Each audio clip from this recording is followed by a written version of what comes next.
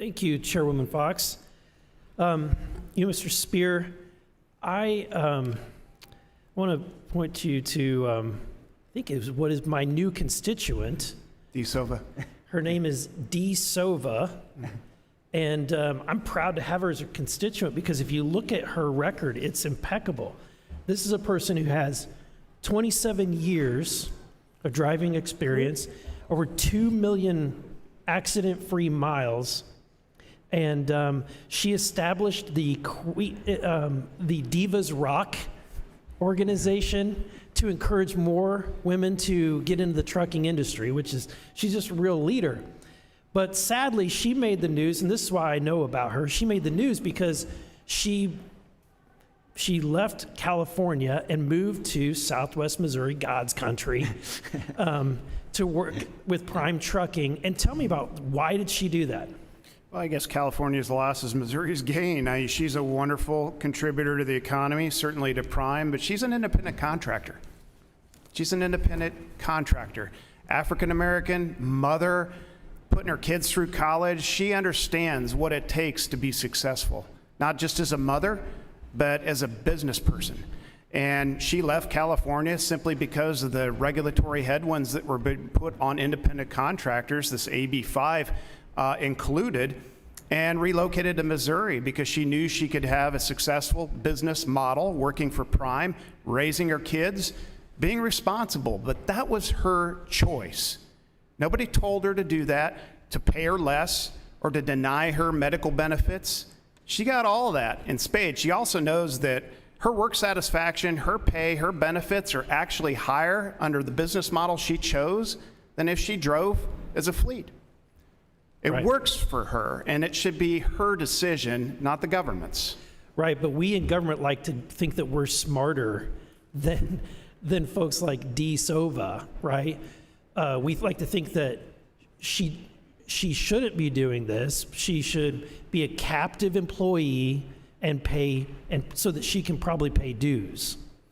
Well, it's certainly to bolster the union membership and dues. I think this is pandering.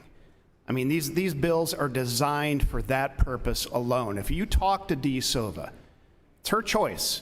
Yeah. She wants to be in a union, she could be in a union. She could certainly make that decision on her own. And she could have made the choice to become an employee and stay in California and receive those benefits because they were offered. That's a path that was fully available, but she chose, like many people. What has been the impact of California?